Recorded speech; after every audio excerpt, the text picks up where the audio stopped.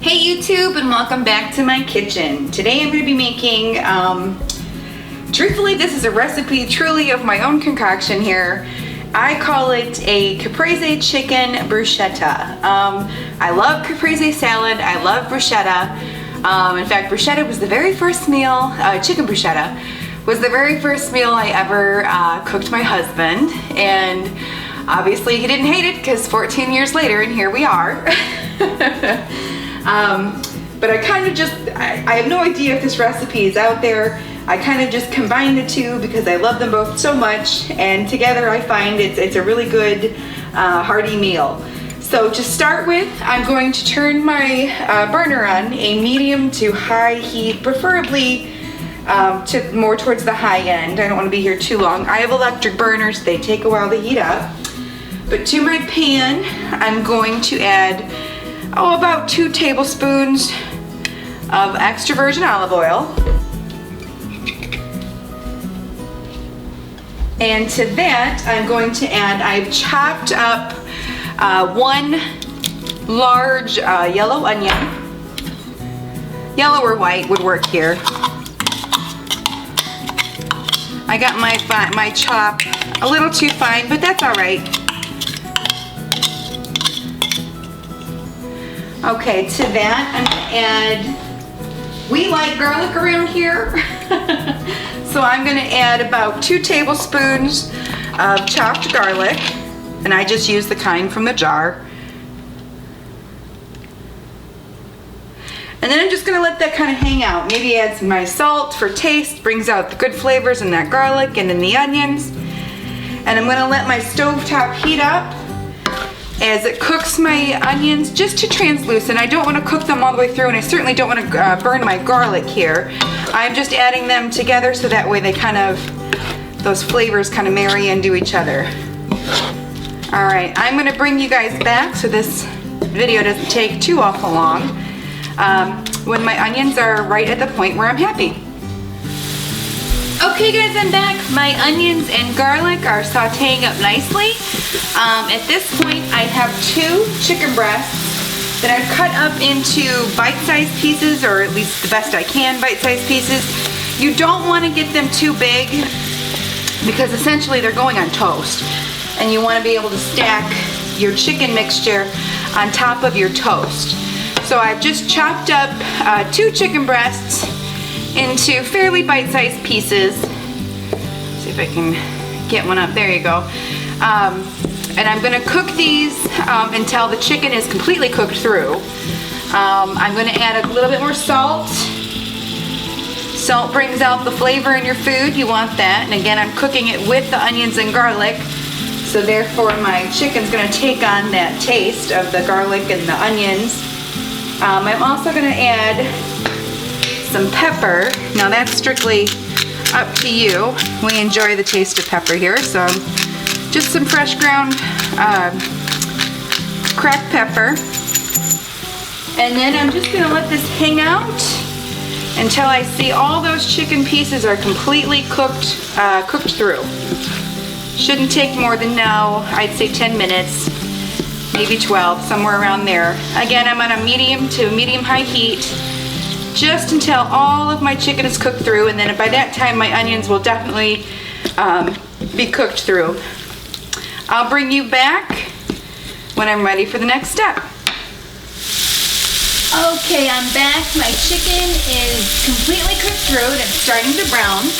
I have 2 tomatoes that I have chopped into bite-sized pieces. I'm just going to add that right to the dish. And I'm just going to let this cook down until my tomatoes have started to kind of wilt and get a little cooked themselves. I don't want them too mushy, but I don't want them raw either. So I'm going to say probably 2 to 3 minutes in the pan with the chicken. And just kind of let them hang out, stirring occasionally. This smells so good. Alright.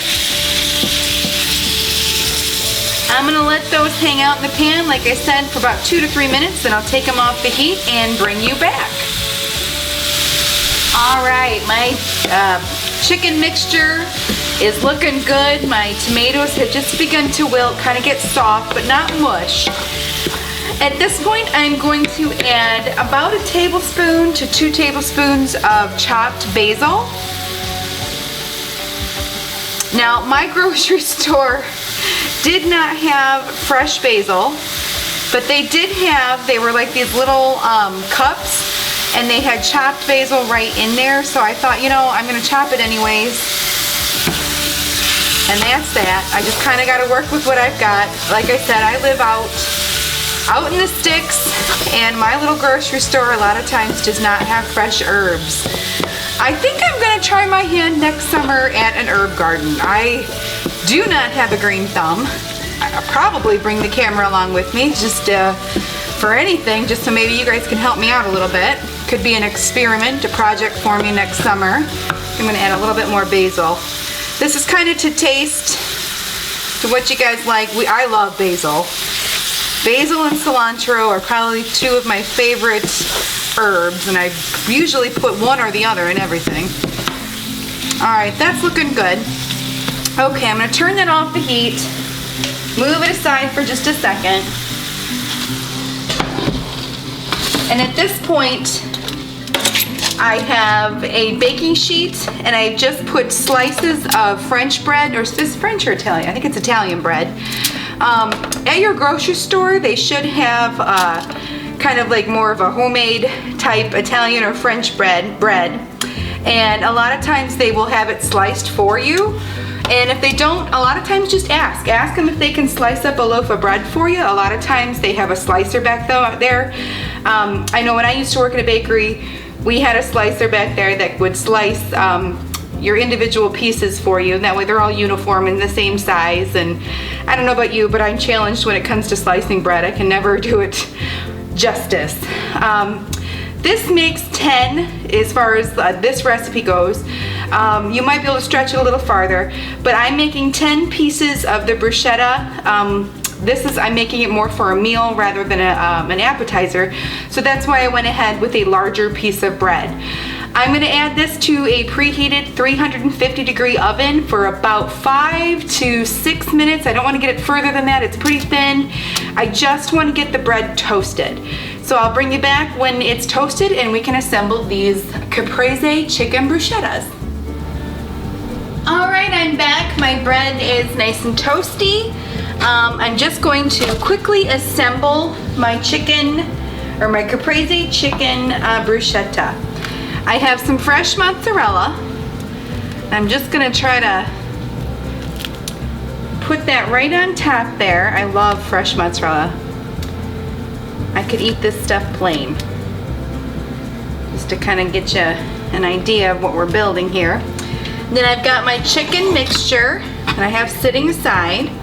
And I'm just going to place that chicken mixture right on top. If some falls off, that's all right. This is kind of a messy yet delicious dinner. My husband, when I first made it, he loved it. Trying to get all that chicken right up on there. And then I'm just gonna garnish a little bit with a little bit of extra basil. Make it look pretty.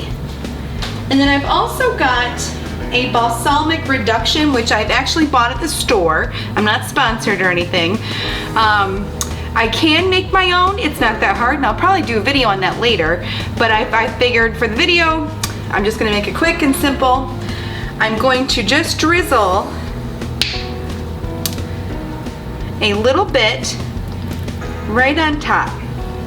If you've never had a balsamic reduction, you are missing out. You need to try this. This is so good, I could eat it plain.